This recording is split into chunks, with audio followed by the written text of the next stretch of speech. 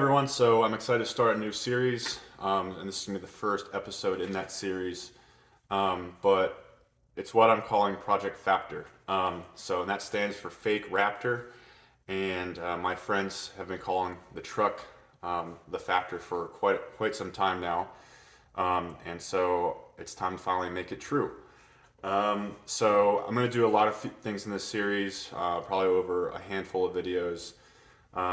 I'm going to do front suspension, rear suspension, front fenders, valence, fender flares, all that kind of stuff, and rear bed sides as well.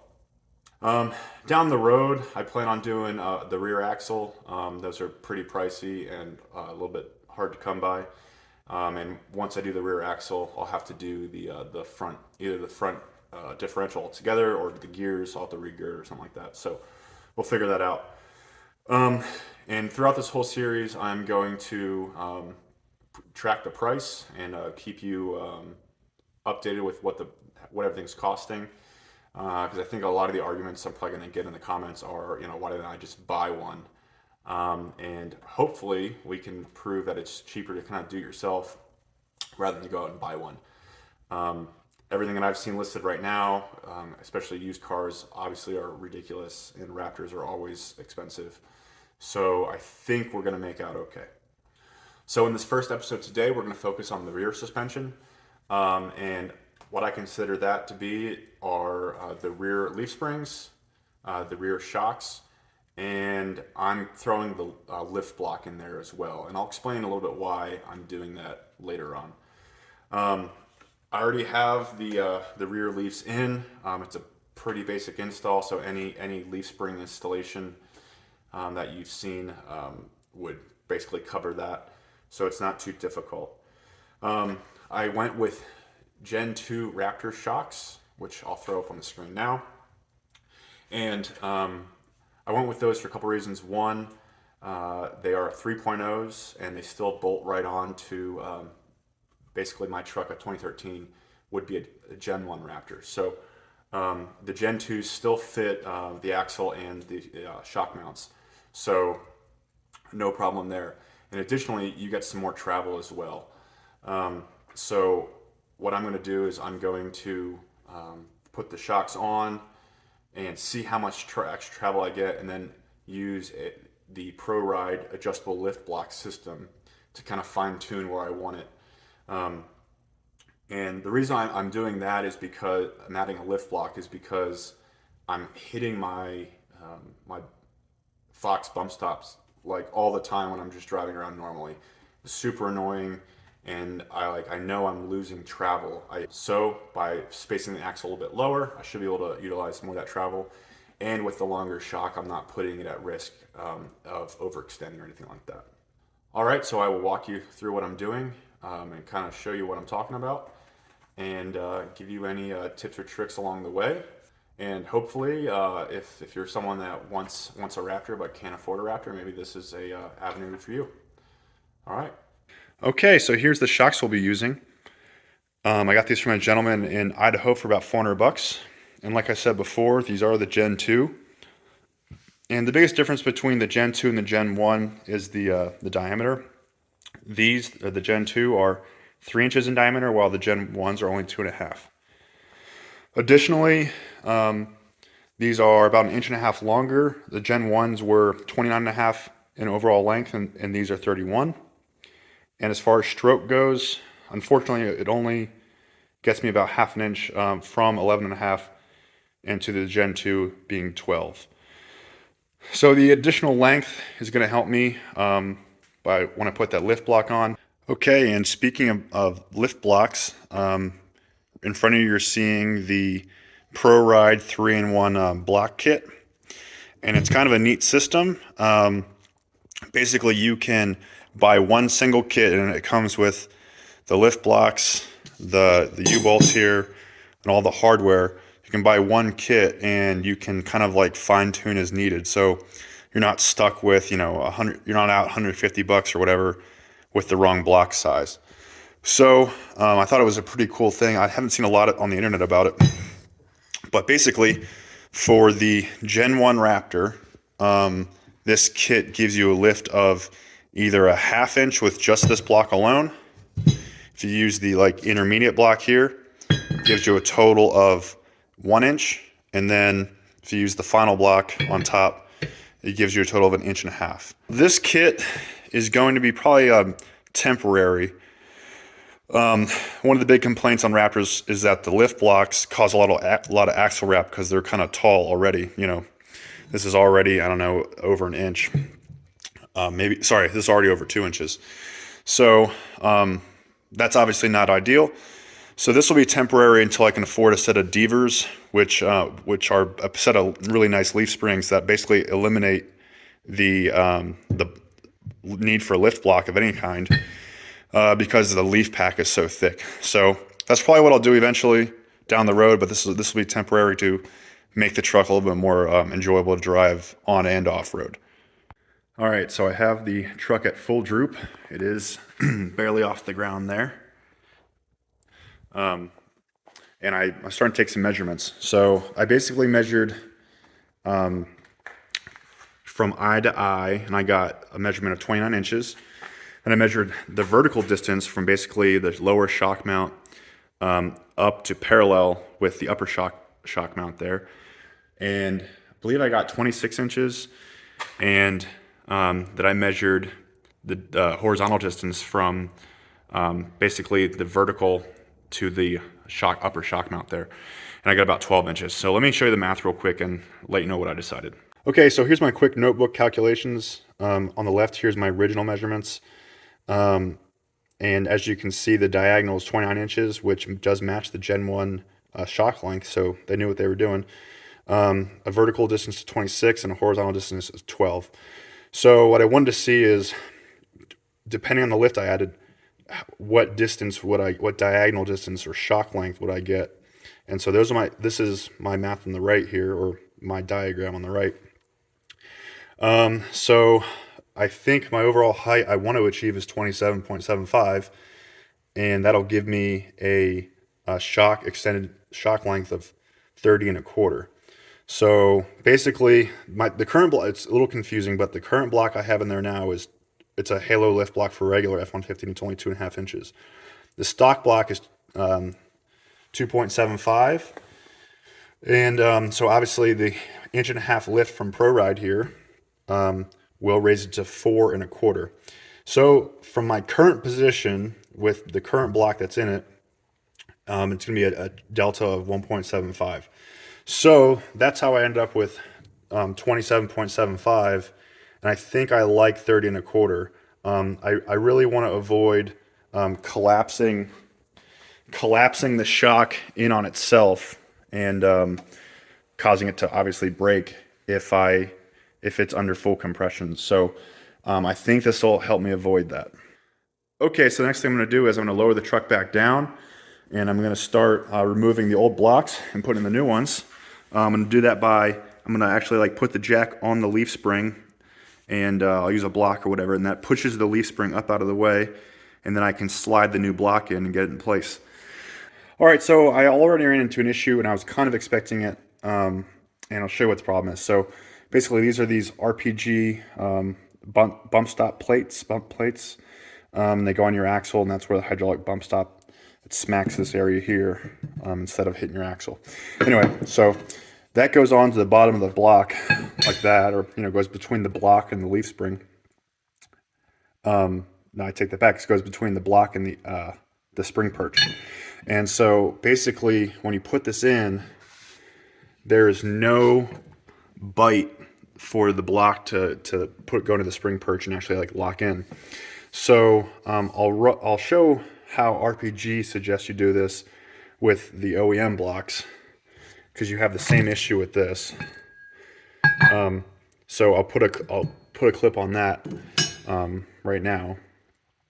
But basically, what they do is they take they use a socket head cap screw. They grind off the nub here, and then they stick the bolt down there and secure it from the bottom. Their socket head cap screws are about two nubs tall, 1/2 inch or something like that. But what I'm going to do because of this unique block is I'm just going to drill through all the layers until I get to the bottom here. And then I'll put in this, I guess this is a 1/2 inch bolt by 3 inches. And I'll put that through, secure it, and then I'll grind off the corners once it's all snugged down. And that'll give me the perfect diameter I need. It'll match that. It'll be plenty strong. Because this is a super strong grade 8 bolt, so I don't think there's going to be any issues with strength on this. So I got the bolts all grinded down, and I think it's going to work really nicely. Here is the bump plate again, just for test fit. As you can see, it snaps all the way in nicely. Same thing. Wouldn't expect it to be different, but so I think it turned out pretty well. Okay, so as you can see, the back of the truck's sitting a little bit higher and probably about 1 3/4 inches. And that's because I got the blocks on, and it went really smoothly. I did find one kind of a fly in the ointment that I'll show you here in a second. Well, let me get under the truck and show you. All right, we're under the truck now, and I'm going to try my best to explain this. Obviously, you're looking at the lift block right there, and there was a few reasons why I wanted to do this. The first being that it was a longer shock, and I don't want to bottom out the shock, so I'm lengthening the suspension. The second reason is I am doing a mid-perch in the front, so I want a little bit of rake when I tow. So this will help me accomplish that. And the third was I was hitting these hydraulic bump stops a ton. It was super annoying on daily driving. I didn't like that, so I'm like, oh, I'll space it out, and that will make driving it on a daily basis more enjoyable. Well, I was thinking I was smarter than the guys at ADD who designed that, but it goes to show what I know.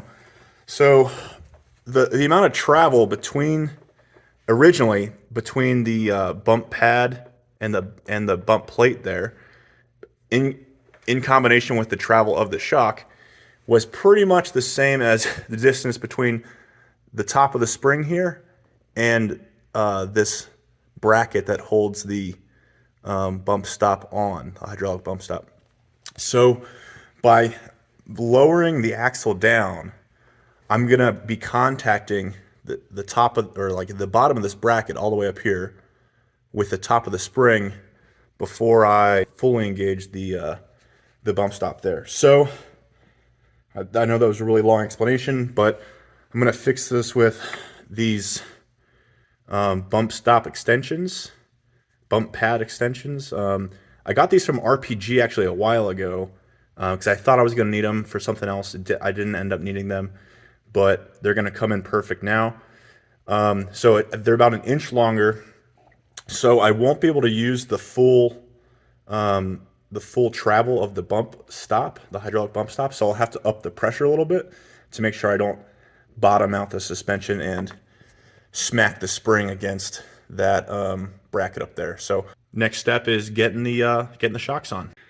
All right, I'm in the process of getting the shocks on, and the truck's at full droop. I just wanted to check some things out.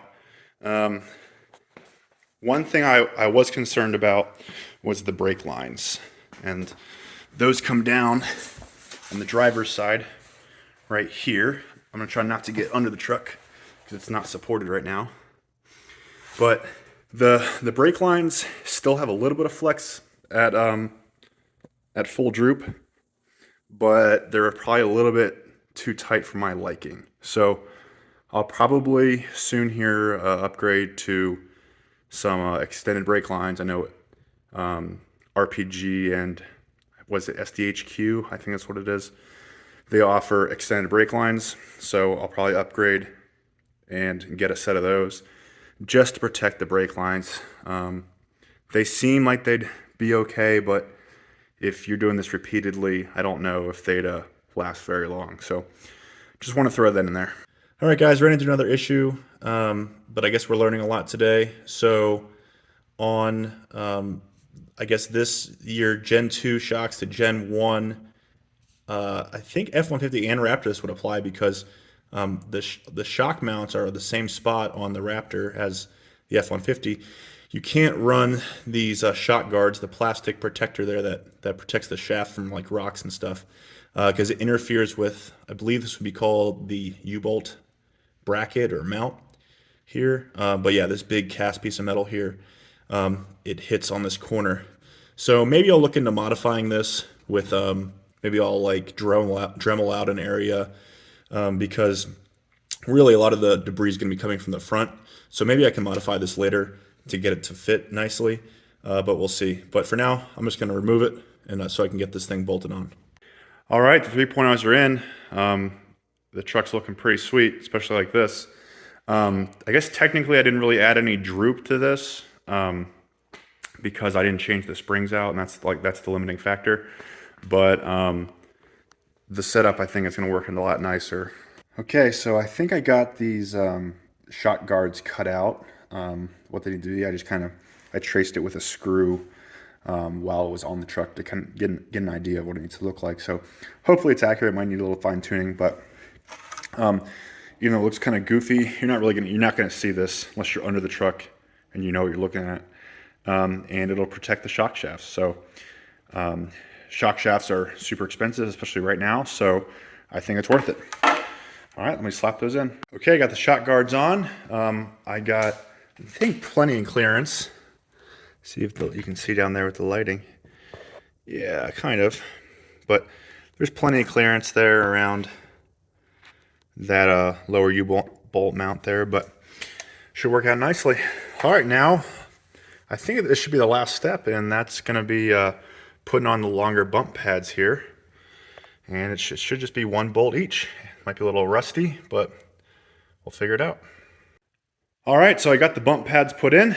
Probably took about 10 minutes total, and the bulk of that was probably getting all the tools together. So really easy, fast job. So everything's done on the back here, minus the extended brake lines, which I'll order eventually. And so I guess at this point, I will total up all the costs, so we can track it for this project, and I'll let you guys know the breakdown. All right, so I have a breakdown of all the expenses for the rear suspension on this conversion. Again, like there's more things to come, I'm aware of that. So the rear axle is one of the big components that obviously will be an additional expense. But everything I've done in this video, I've got here. So I got a lot of parts from a guy down in Texas. I road tripped down there. He gave me a bunch of, basically the whole front end suspension minus the shocks, front fenders, and he also gave me the rear leaf springs and the lift blocks that are standard on the Raptor. So he sold me all that for about $600, and I spent about $400 to get down there. So the whole bundle is about $1,000. So I kind of had to extrapolate a little bit, but I'm projecting the leaf springs and the lift block would have cost right around $200 out of that deal. So $200 for that. The shocks, I got a guy from a guy in Idaho. He gave me a really good deal. I got this for $400. So I'm calling those two my required expenses, required to do the conversion. Now I spent a little extra money on some other things because I'm trying to make it a specific way. I'm trying to fine tune it for my needs. But so the adjustable lift block cost $161, like I mentioned before. That's the one from ProRyde, and that includes both tax and shipping. The extended bump pads from RPG, those ran $75 for the pair, including tax and shipping. And lastly, I spent $16 to raise those locating pins on the lift blocks. So all in all, for about $600 of required cost, it's not bad. Again, the axle is going to be really expensive, but so far it's not too bad. So totaling up the optional expenses, I spent around $250 on the lift block, the hardware, and those bump pads. So it is a lot of money, but I think it's going to pay off in the end. So hopefully this video was helpful for you guys, and I think it is. It's an easy project, especially if you can find the parts used and you go on Marketplace. So let me know if you guys have any questions, and I'd be happy to answer them. Thanks.